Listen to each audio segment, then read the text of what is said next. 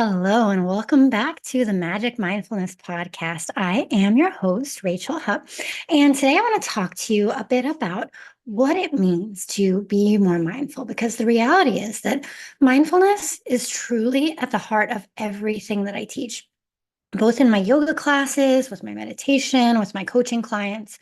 But what exactly does it mean to be more mindful? So I'm going to be sharing with you 6 ways that you can be more mindful in your day-to-day life. And I'll talk to you about 3 benefits of mindfulness. So before we dive into today's practice, today's session, I just want to share with you an insight that I shared in my yoga class this weekend. And this is from A Year of Living Your Yoga by Judith Hanson Lasater. I will include a link to this in the show notes if you want to check it out for yourself. But she has daily insights. And so different ways that we can apply our yoga practice, our mindfulness practices to our daily lives. And so she says, because I am so rarely there, the most exotic place on earth is where I am right now. How does that resonate with you? How does that sit? Because I'm so rarely there, the most exotic place on earth is where I am right now. So, just an invitation to check in with yourself. Where are you? Are you here right now? If you're not driving or doing anything where it would be unsafe, you might take a moment to just close your eyes and listen, and then open them and look around. Whenever you can today, remember to be where you are. And so that is the insight from Judith Hanson Lasater. And mindfulness, that's a gift that mindfulness really gives to us, right? That ability to be present in the here and the now, to actually live the moments of our lives as they unfold. And so if you think about it, most of our lives are immersed in, I don't know, maybe we're analyzing the past or we're planning for the future. We tend to think that the most important moment is coming. But the most important moment is the one that's right in front of us right now, right? And because we're so stuck in the past or we're planning for the future, there are often big chunks of our lives where many of us don't even notice what is happening right now. And so I've shared about this in my yoga classes in the past where there's one particular event that really stood out to me. I was driving to yoga class, and, in my mind, I was driving, I was focusing on where I was going, but my mind was really focused on, what message do I want to share with my class today? I've already got my class planned out, but do I have everything that I need ready to go? And so in my mind, I was thinking about this class I had planned in the past, this theme that I had planned in the past, and how I was going to deliver it in the future. And so, yes, I was driving, I was watching where I was going, but my mind wasn't fully present. And I happened to look up and I caught a rainbow out of the corner of my eye. It was beautiful, it was gorgeous, and it snapped me right back into the present moment. I was so in my head that I almost missed noticing that beautiful rainbow that was right in front of me. And so I feel sure that you can probably relate to that as well. How often, especially when we tend to drive the same route over and over and over again, we can get into this habit of not noticing, not paying attention, not being fully present.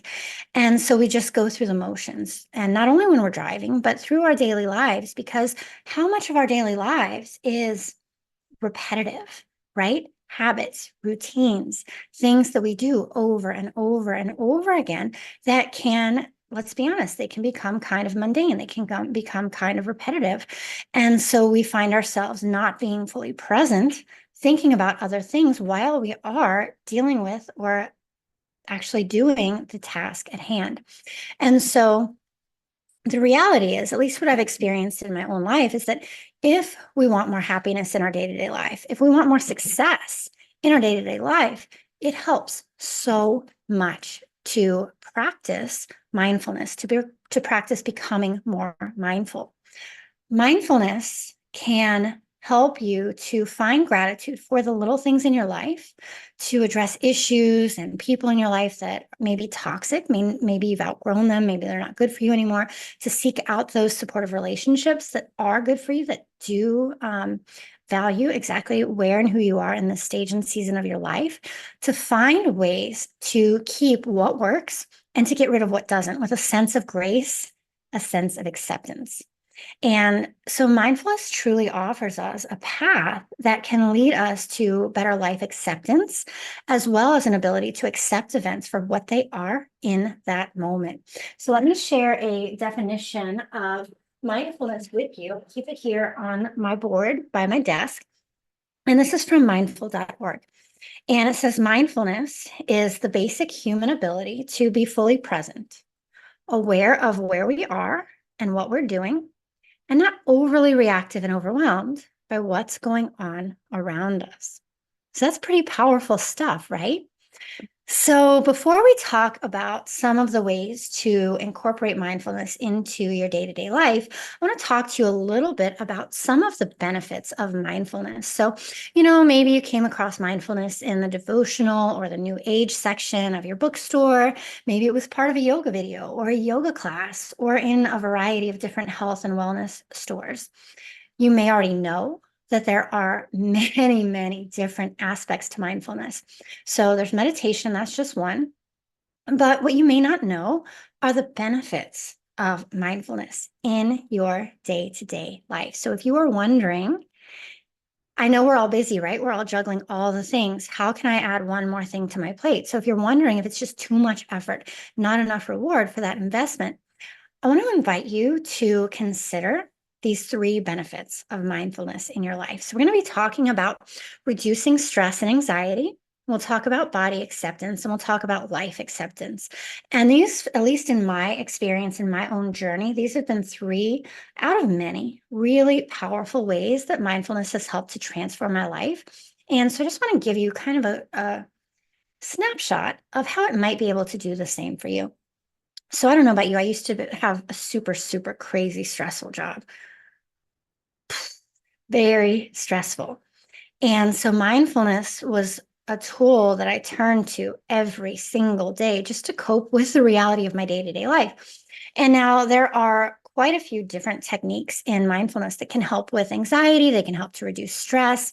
So you've got your breathing techniques, meditation, mind mapping. Those are just a few of the methods. But what I want to encourage you to consider today is that with whatever mindfulness practice you choose, they benefit you by helping you to refocus and reduce the triggers in your life. So they can help you to sort out the issues that would normally stress you out and eventually have anxiety over. Mindfulness can also help you to cope with future issues so that you can avoid that immediate anxious reaction and reduce your anxiety regarding the situation. So mindfulness is a super, super powerful tool. And again, there are so many techniques, whether you choose breathing techniques, journaling techniques, meditation techniques. There are so many different ways that meditation can help us to reduce the stress and anxiety that we have over current events, over past events, and over future events. And then body acceptance, that's another one that a lot of people find surprising. I found it surprising myself. We may not automatically think about body acceptance when we think about mindfulness, right? But the truth of the matter is, accepting our body exactly as it is, wow, that's powerful, right? We tend to criticize, we tend to self-criticize. We're harder on ourselves than we would ever be about anybody else around us. And so accepting our body exactly as it is in the stage and the season of our life that we're in right now, that can have a huge impact, not only on our stress and our anxiety, but also how we view the world around us, how we view our internal world, our self-esteem, our self-worth, and our self-confidence. Over time, by using meditation, by using other mindfulness techniques, you may begin to dig deeper to have these realizations about what actually is triggering these body-related issues that most of us have from time to time. So, including perhaps obstacles along your path, unhealthy options that we may turn to when we're feeling stressed or overwhelmed. And so, once we begin working with mindfulness techniques, we are likely to gain a better appreciation, not only for ourselves, also for our body and our mind, our journey, where it's brought us, where we're going, and where you are in the moment. All right, my friend, the third benefit of mindfulness that I want to share with you today, because there are so many, and this is just a very high level, but it's that life acceptance, right? Um, Sometimes we're just not happy with our lives. That's the reality of it, right? We're not happy with different aspects that we feel we can't change, that we have to just deal with. And this can lead to stress. It can lead to anxiety. It can lead to depression and other issues, including body issues, like we just talked about before. But mindfulness, practicing mindfulness in our day-to-day lives, it can help us to find gratitude for the little things in our life, to address the issues and the people, the situations in our life that maybe we've outgrown them, maybe they don't serve us anymore. We can find ways to keep what works and get rid of what doesn't with a sense of grace and acceptance. And this path can really lead us to a better life acceptance, as well as an ability to accept events in our day-to-day life for what they are in that moment. Now, I'm not saying you have to like them, far from it, but we can accept them and acknowledge that this is the reality we are facing, rather than, I don't know, when we're not being mindful, it's easy to spend so much time in reflection and thinking that, oh, I wish things were different. I wish I could control things more. And we all have those circumstances. We all have those events in our lives. But the reality is, the life that's in front of us, that's the one we're given to live. That's the one that we have to choose to walk our path every single day. And so, again, these couple of benefits that I shared with you today: reducing stress and anxiety, accepting our body as it is, accepting our life as it is. These are just a starting point for mindfulness in your life. I have a feeling, at least if your experience is anything like mine, that a host of other benefits will start to reveal themselves to you as you become deeper and as you become more involved and more integrated in the process. But before we dive into how we can apply mindfulness into our day-to-day lives, I wanted to just give you a little bit of background about why you may want to do this to begin with. And so, like I said, mindfulness can help us to find gratitude for the little things in our life, to find magic in the mundane, to release and let go of anything that's not serving us, to create space for what does serve us, what we want more of in our life, and to approach our day-to-day life with a sense of grace and acceptance. And so, like I said earlier, this pathway, this mindful living, it can lead us to accept our life, our situation for exactly as it is in the moment that we're in. So now that we've covered some of the benefits of mindfulness, I want to talk to you about 6 different ways that you can practice mindfulness in your daily life. So the first thing I want to talk to you about is fully experiencing what is happening right now. And I shared a little bit about that with you with our year of living your yoga. Because I'm so rarely there, the most exotic place on earth is where I am right now. So as you are here with me today, whether you are listening on Spotify or iTunes, or whether you're here with me on YouTube, are you also on your computer with 20 different tabs open? Is there music going in the background? Are you trying to stop your cat from jumping on the kitchen table? Most of us find ourselves distracted by so many different things, so distracted that it's hard to focus on the moment that we're in.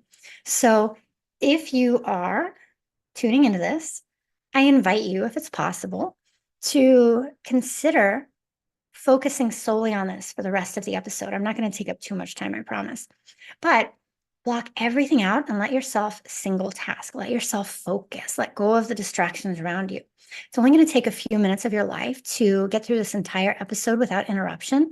But how powerful is that in this day and age to focus our energy and intention in order to enable us to fully experience what is happening right now? It's challenging, right? All right, so the next way you can practice mindfulness in your daily life, and this one is easier said than done, but it's all about letting go of expectations of what we are experiencing in the present moment. So let me give you an example of this. Now, if you have an important event to attend, it can be really easy to allow expectations to rule the moment, right? You might go into the situation with so many ideas of what you expect to happen that it ruins your actual experience. So let me give you an example of this. A few months ago, I went to see a movie with some girlfriends, and I had heard that this movie was amazing, like eye-opening, jaw-dropping, so good. So I went into this with these super high expectations. Oh my gosh, this movie's going to be amazing. And to be honest with you, I wasn't impressed even a little bit. I thought it was kind of silly.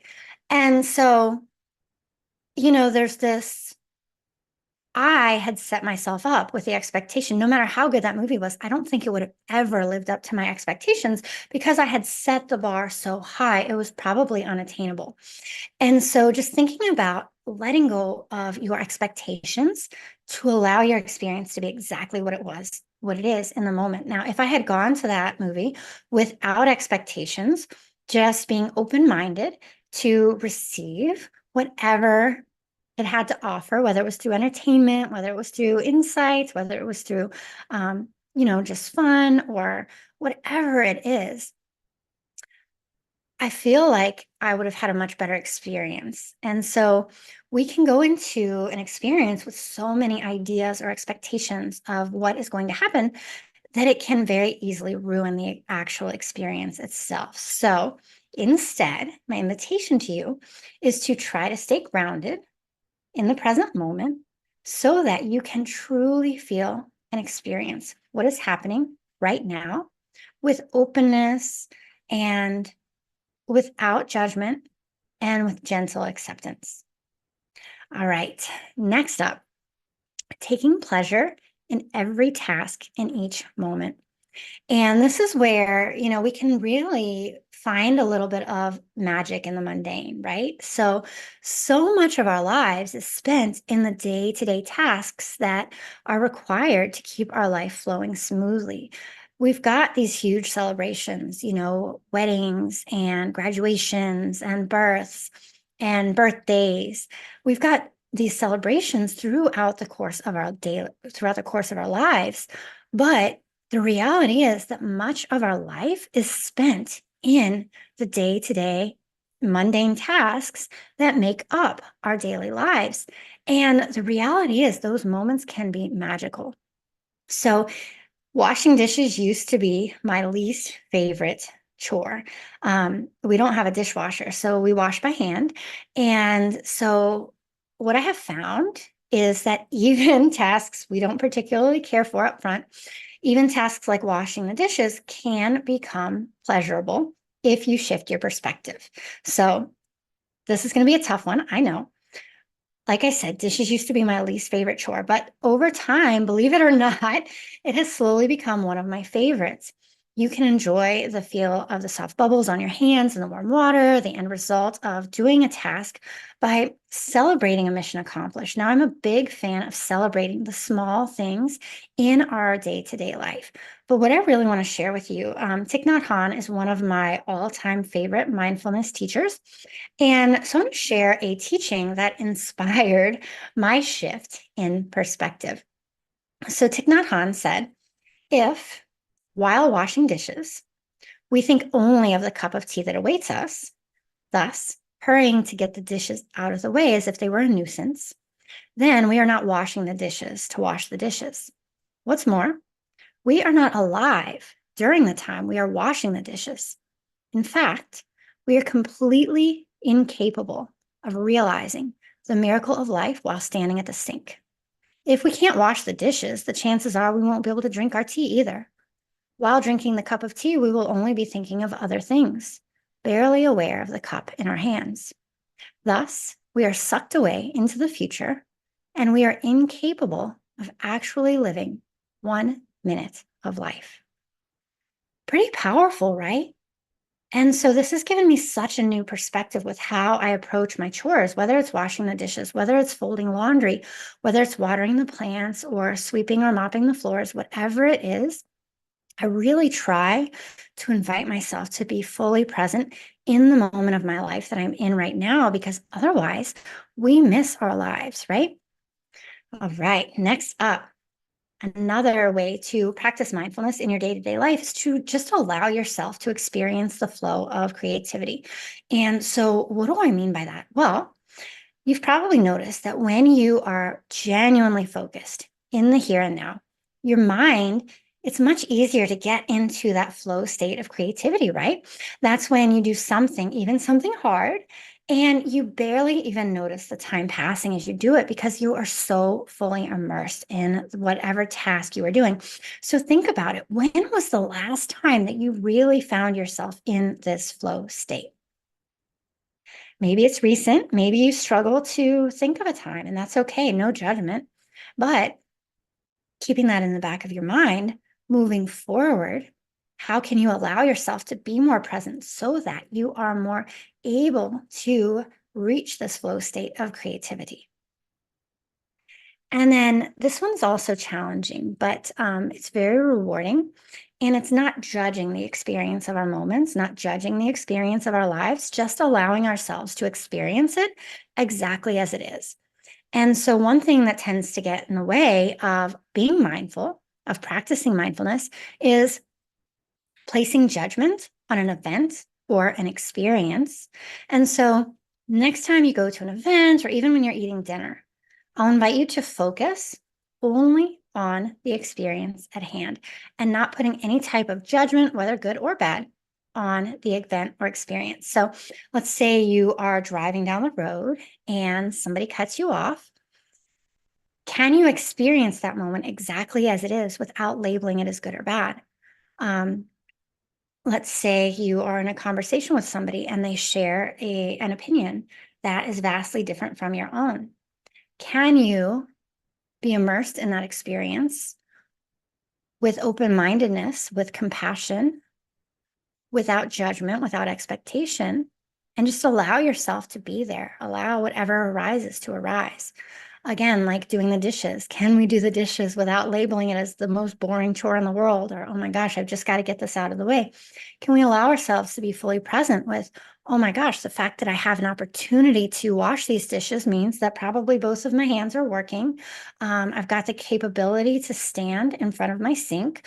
I must have had something to eat to fill my belly, to nourish my body if I've got dishes to wash. And so, where can we find the gratitude? Where can we embrace the fullness of the moment without letting judgment or expectations cloud our experience of that moment? And then being aware and bringing awareness to everything you do every day. Now, I'm going to say we do call mindfulness a practice for a reason.